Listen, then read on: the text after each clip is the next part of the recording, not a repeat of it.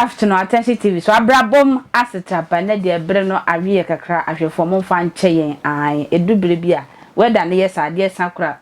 Abrabom assetapa na enne ye atena se na enne se wa wonim eye story na ekoso e won tintan so. So for mama bi o breku heya okoji obi 500 Ghana cedi wodi ni fenfram enam go sa kakra wo ntia san de duabo eto so. Ye betena se me Lady Reverend Victoria Frimpong na sana no de me entie story no hwe emrasisi a maami yoda suru he wewu e wo senya breku oyesof maami abaye yoda he ya fe ne Sakina na Sakina ya abaye bia na oye galamsey wa bobre tu galamsey saa emble bi no se asojafo tata wo mo galamsey ho omo ba ne tututuo ne ne manti osuro tonda nya galamsey ne bi getre kakra wonya ye capital kakra wonya free galamsey ni mu no na oye na adwen se ode be ye adwuma de be ye business wo senya breku na oba ne nchi e wo senya breku obebie sport na ye na ye de ya adwene ade ama Kristo som no oh menya sika me de koye business nti no ode catches of my so mompa wo so ma no so of my say fa sika na nkase mu an fabre me fa ntumi dem anya kwankyere wo so mbompa nguso se na be sika na ode koye adwuma enhye abawe na adwuma omble kakre nti kukuru sika 500 million acho ede commerce of mami seje na bompa eguso mame na sika no de me de koye no engina so of mami gi sika wie ya fame abawe bi se sika na enda nkonkron fa nsa meto so enda akwanche no wie ye sika hye mame akache ne tintin ne tetias mame no wedi sika no abawe atwe mame na atwena amfa ena Sakina kukuru asem no de koma senya bleku a police for mami koy no ko blibe wo mu nyina koto mo kan o ma no tu mu abawe na asem no anko ba bia 500 million excess of mami to waje sa sikanedi free of charge mamna ji sikanedi owie ya onu of mami no se Sakina egu nanimu ase e wo senya bleku abonten so an senya bleku ya wo kaso echi ye yo o ha asem na meken mami pegya na ho a obo Sakina dua na ne wie fi se wudi kan wo kota wundi bim na ne wie fi se wudi kan e wo kota wundi bim menua mami bodua Sakina te ye pe no so bodua ne bi sign na ho Sakina bodua ne bi e sign na ho se de mami no e ka no se yampa aduabo na nyame ne won se nyampa de a na se yampa se waji misika de a esuo sumesi enkunu na mfa na busuafo nyina nda ase maame ne fili se oyasof maame tumi kakre bi e okura na ode ye nyamedwuma no obetum dia protect no ho nti no di sa nyamana sem no oba Sakina so wie wenwie de oye we chire de ye ntumi nka wa ha sisi eyi ne tentene tietia se duabo ne nyamaame no sof maame na ewuda ho ye ayekosie ni beda asese wo twen me se wo hu sof mame no waje ne hudi na so yese ngosra ni ntia ya nje hu ndi bebre ye bebisa mama se ngosra no na anje no ana abosom no na ne buafu se wo som nyame akosa akofa abosom abodua ni tina ye yi na fiwa na lady no mpa ibobi na atwena so mommy akwa ya ena mama ho efe that's oh why you say I said sufufro bia da sana akwa bio ya ena kanta fo bia so bia ho ye bio ma wo hu story na ye kohwe ne ye bebo ne tewsani a eye yi as nyame nipa na nka ye se boni nyina ye di aya na mma no edi fo mma na aya na anka ni abema betumi aye ne wontimi na so ma me ade a wo ye o hwa ne kwan so nunu ana Cheti funa mama kwaba se samre maya so na mutie no kwasem ne se asem na ajimisem ifati asem je ajimisem na ne se ana no pose mo hweme na mo nsuame se de me hwe Kristo suame ndi mami yen hwe ni nsuano ana asese nyamedwuma na wo ho no ni edi wo mu enye kire no ne kan sa te bi abeka Genesis right debe ame ne kan de obi to me kind of storybook. Okay. But asem no ne woka na odi ba ko ye adwuma eno ne asem. Nti before so be ye sofo no. Nia otumi di okra asem no no de asem no ye adwuma. Otie Awurade. Kristo so do me a di mashede so. Ashede ben na Kristo di ama no. Okay. Nti no as a leader. Uye Awurade asia na musa na meka no. Na afoforo ehwe so wo hwe Kristo asia no. Kristo su ne ban said odwo said oye nipa ode nipa fum so cheye nipa je say kayemme so yensem fata no obefa ye be ohro ye na no ohro asia fo na ase oda ododi echre enti no se maame no oba no nya maame mu gidie sofo bia no enam se ye gina ho ma Awurade adwuma no eja ya yensi anamu nti no nipa no hu ye soronko nti nansa na nipa ne di ne sika na ne bibi brown no ohu nipa soronko ansa nti se obi nyame nipa na se member ana obi ehu nipa soronko a aka obi bi kakra ese se members no hu ye se bia Yesu o se nya gidie wo mu hu ye se Kristo ode bone che enti no no de asem bedi ukra na enti na sof maame yetimi tete asof maame so enye hwe tete asof so ye hwe onim se sofo ne de asem ne be che sanse Kristo de emfum so che ye enti na ye sa adwene na de penti maame no o wogidie wo sofo ne mu se me ni amehwehwe nie me de akọ me sof maame ho enna me de bisika akoma no se omompa ye mame ni gidie ni se sika no de mano a bambo bi be pa ho madwuma no de kwaye no etumpo ono de ga ni gidie no nti ko de ama ono se gidie na onya ye no de ma wo nti ese se wo so ga ni gidie no ye na wo kra de no bisie no obachi a ama wani monyam na ye kese na mam pacho se nya oka se wo so odisie no sada na lady no edisika ne by nanka sada na sof ma mentime mompa engusu ma no sada na na sada na abofo no ensa ne yesika fo ebetime ba eho no ananye gwekra no ko ba ye no ne mienu na no no waso ni sa na waye de ona abompa ye na ode afutu ata akira ma no na wa kire no nia eye ebeboa no ebi adwuma ya wokoye mame hwe no me ye hwe sika ne ye emfanya atoto tobo ya fe na wokodua na gugu sunsuo Awurade ya adom na se epie na fifa na so a ebe so ha ne moho obetima tibiadi nti wo hye ne kwa na watu no fo na oba no wasem nam so odi wode nti wanum asem na ade ma no sesika no oyi bia to bi kra na nipa no oh ne maame kra ka se mento me bo asa but so de to a fine ebi a onkomra na ombaje ebi so oba no so ni gidie ni se bia ma jina de yeso adwuma mame di saade no ye no ni namu no se odi gina ho gi o se odi fatu ho o mu gidie enti no kra mame umpo enko ho ehu we all say the 2 weeks na even 5 na je say we see the anke no kwa se obom man ni nyina asasa mame eye wayampo eye odia jene Kristo ni nadwuma afoforo wa akire ede ne besie ndi before sansa na sofo bi oye bibi no enhwe watenka wo no a enhwe hawa aba so ho no a enhwe se de wote na mbomro dwene se ne sikai me fem na baba we ba no hia manye sike amana enugwase beba na ngwase no enka menko a ekanya me adwuma nti na kira no afoforo gidi e wo asofo mu no betofom afoforo gidi e wo nyamedwuma mu no ebesei nti saade no kra bo ohuma otwe ho na de arekọ na to ho na wosua fe onyankopọ Awurade ne be kire kwampa faso na nya na ma na sof mami nim pefe se sika wetia se den na okofa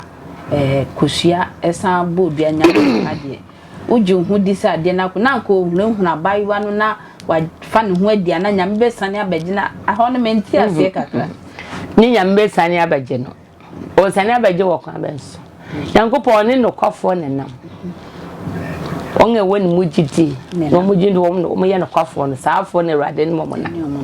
enti no gwa ade no wafa one wodi ipa no ba ye no ka sempato na adwene but wo sabe wura no yeah e hono na ma oba na suro odi hu beto oba ne krem ndi ka sise so ne kra na no mo nya dene a obe fa no na wakwatra se no twere ho ma asema me kai se so fi we no hu bi ai na okaseti ame no me okaseti ame ese okaseti a o ye dai enti ga no so no afi na sebna me no obeda ne ama ga ne de ye se ono wanda ne bibio so ma me dua na akoye se ga na dwiri mo oda ne ma se ono so kwaye no wodi no so ye kire ebia na nimu no wankasa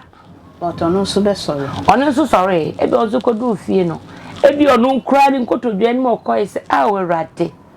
e mami na mi wodi mu gidi o e na waye mi seye afa ni awurade oso ogbo mi dua krasa ka ho seze Nyankopon sa woti ase a mesi bia ga no kasa edu awurade anim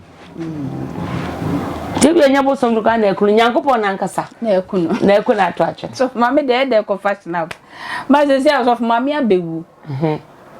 so mama disikeye bia ne busu bia otigo mu ahie mu ho bi andi bi but le dinne so se so mama na yase so fo a ba besie no wa wo de otun besi na konwa so kra no wo de o ka so mama no ade ntina mo bodua no se bi ebusuafo egu ekira yenka ye de omo ebehiem se me de omo dance now ye day odase wow odase ntina me say ade bia wo ye no enhwe enimo ye ahwe akire obaye obatan a o ye bilibia enjene won ko ha ho jere won ma dachi won kasa ye mu no obi dili a ebia wo ahoden asa ni para obetim ne na dili but jene won ma jene busia na ebe won no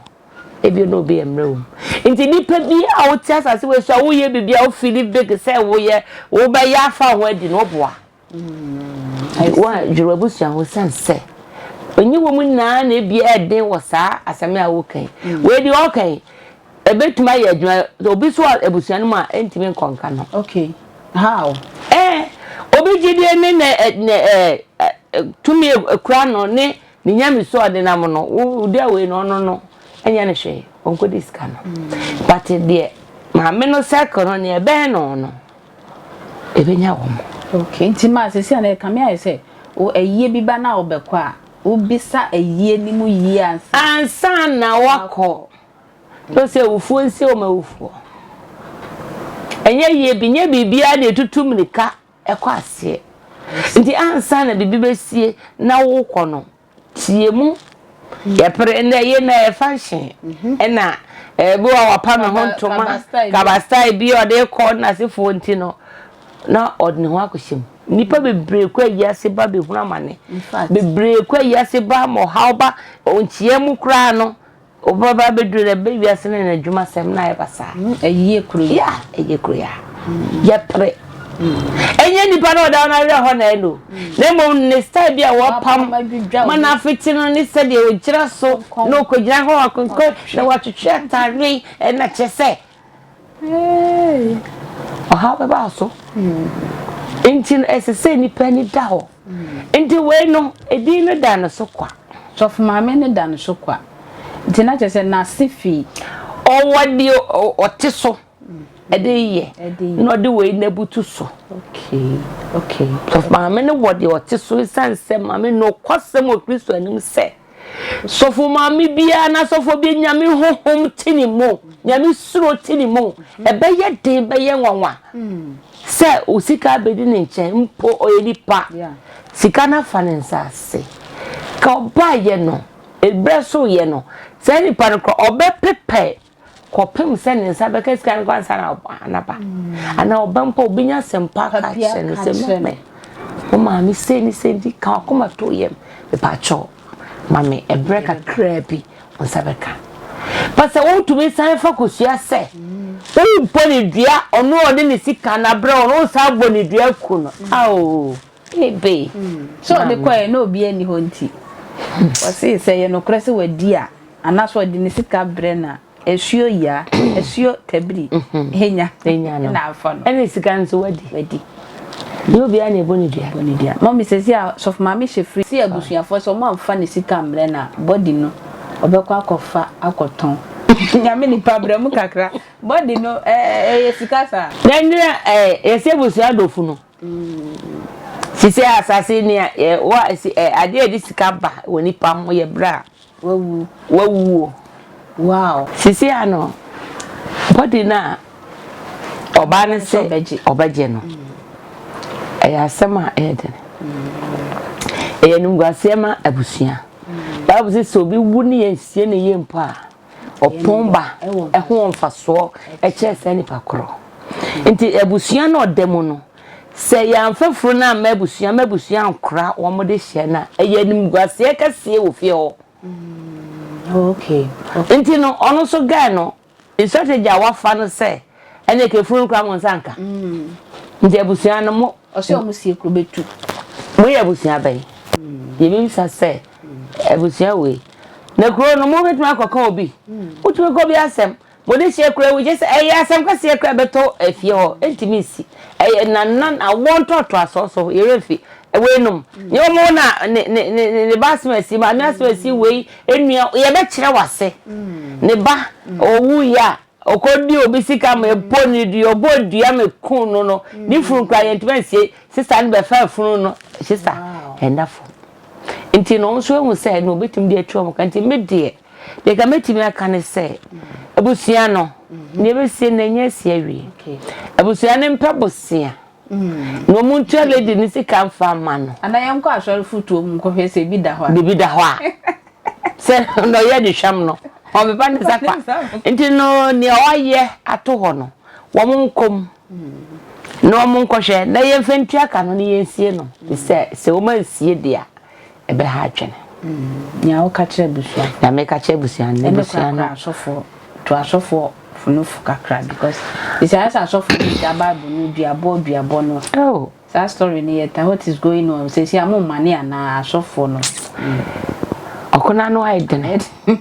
kwano hide no te say nsem ni bo mitia me hwa asem ni din a mentimi hunu atwene no ba bia akuduro fi say first no na me hu ne say se ka say we ye sofo a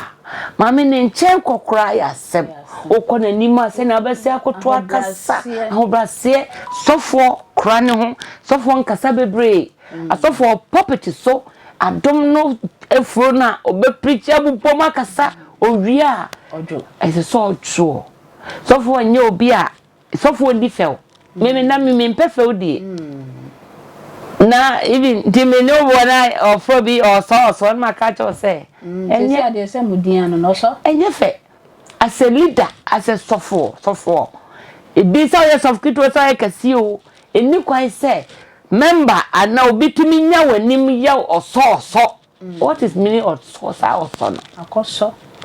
nti e be sre e papa ne ma me no ma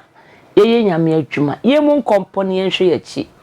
na ye hwe edikanfo no kwa mofa so ni Kristo nante ye omuhunu amane ye tete wo mu ye chiebiangom ye twa bi mpre ye yom se nensu ni nyina mu ya me ho ba bia asa sofwe wo mu edidi fe no se nyoma no mesre nyame nkrofo ye wapadom mesre me pegya me mu mamo mo mani die a esombo na ma se bi ano enam se Felde ninti members no yego na ase kwa eyi na aba niema esese sofo kra na no oma anidie ba ne ho ema obo ba ne ho ne se wanum asem no emu yedu se wanum asem mu an yedu ansa na obi be fa wasem serious no ye obi a okra na no pacho se na meke ipa no onye obi a okasa basabasa efie kra no be me owo fie bi a compound house be me bi won ma otifie ho e be den se obe se ni pa ne yemfa nkosasa mo nko ne obi akọ ne nchen a odi nidie ni buo biso nim se de ote se su no na esese ye papa no asofo na asofo mamefo no ye ye de no krede transe ye de obuo ma ye ninka mu ye ho ansa ye no ye ninkan na ye mu ye ho ansa na nye saade a na se be kose ya de asa na be nti Awurade onhyira ye na o ma ye akoma ebubuo da ye fanya adwuma o mi nyame hia se oba sami ka se Lady Reverend ba obe deliver we deliver kama we deliver kama da mi hia hwefo a mo tena se ba beje bere ahwe this abrabomo asetrapa me ne Lady Reverend ba ko pe na etena se nyame ya adoma ye de beba na no odin pa makra